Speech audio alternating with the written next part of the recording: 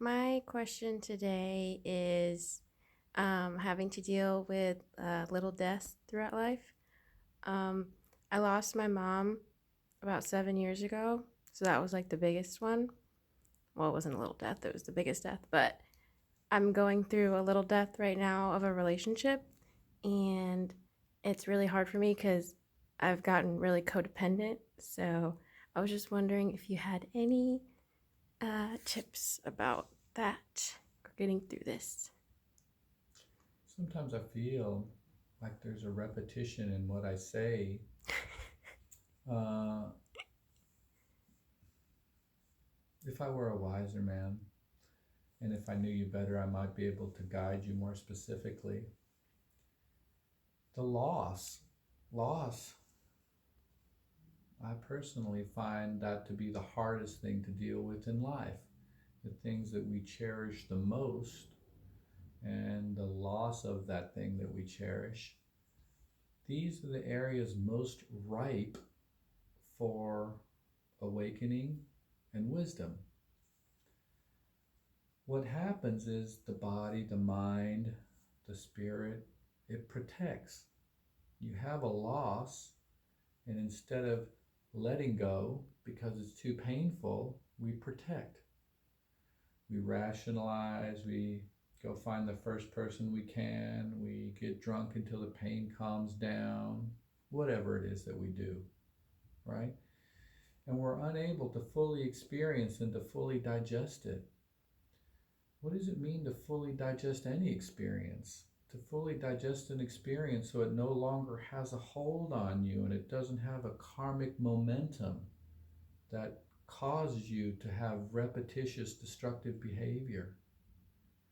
So, how do you digest anything? This process of whether it be loss or fear, that's why we sit. That's why we practice sitting. You don't have to physically be in a seated position, but it is the easiest position to be stable with something so strong as loss. And when you sit with it, you can take a second to fully experience it throughout your body, all of it. And loss is filled with tremendous grief, and you'll feel it in your heart like a tension or a pain that kind of wells up, right? It feels like this really heartbreak, like your chest will pop from the pain. But you're not going to die. And if you do, it's your time. So that's letting the process digest. But most of the time, all of these little deaths kind of prepare us for the big death. And our big death is the death of our own illusory selves. This false idea of who we think we are. So we learn through the trials and tribulations of life, like loss of friends, loss of love, loss of family members. And ultimately, it helps start to constantly remind us that there's just nothing we can hold on to. There is no firm ground. That's the illusion. And we're always looking for that firm ground, thinking that there's something safe.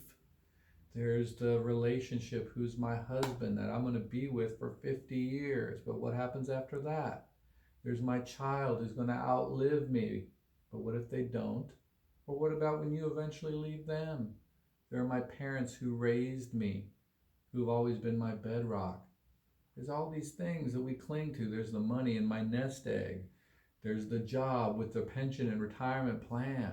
There's the house, which is the thing that I'll own, that we think is safe and secure. But the reality is that there is no abiding thing that you can hang your hat on. Sounds unpleasant. But the thing is, it's actually a true gift. If you're able, the process of practicing and having an anchor and starting to develop some basic stability to where you can sit there with these little deaths till you get to a bigger death is the process of awakening. It's the process of awakening to the fundamental truth of reality and experiencing that truth. So, I don't know if any of those words help you in times of need when you're feeling grief. Maybe to have a little understanding that this is a necessary process of unfolding that you're going to have to do. Maybe it gives you a little bit more hope that it can be undergone and that there's something that's good about it. Good in the sense that the awakening process is what you were and what you are meant to do. The purpose of life is to wake up, and then from that wakefulness to touch reality and others and provide your unique creative stamp on compassion to the world. And you're not going to be able to do that with fullness unless you can experience loss. Right? Until your heart breaks to where you can take in more of the world. The barrier, the protection of the heart, like I need this person, is the barrier you have for the rest of this world, because the capacity of a human heart is infinite. It's infinite capacity. And what we're doing is saying, I got to have that person. If I don't have that person, then none of it's going to work out. Well, you're going to have to probably learn that lesson several times, right? We all do. So you can do the little things, you know. We all want a technique. You want some way to make it easier is what you want. Like, give me a technique, give me something that I can do that makes it easier for me, right? I don't want to make it easier for you. I want to make it as real as it can be for you. As real as you want to take it and as sincere as you are with it is the depth of the lesson that you'll learn from it. So just sit there, experience it to the amount that you can, be as sincere and as real with it as you can, and see what happens.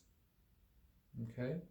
So similar to the homework that I gave your friend, I want you to kind of sit with it, and this grief that you feel, or whatever it is, the emotion that it is, you know, as you're having this loss, I just want you to ask yourself, what is this? Physically, what does it feel like in the body? And what is it? What is this? And as you say this, what is this? Just physically experience the tension of it, the emotion of it, the vibratory kind of quality of it, and then watch it evolve. Watch it evolve. What does it do? Oftentimes it's going to go like this. There's grief because there's loss. So it's like, full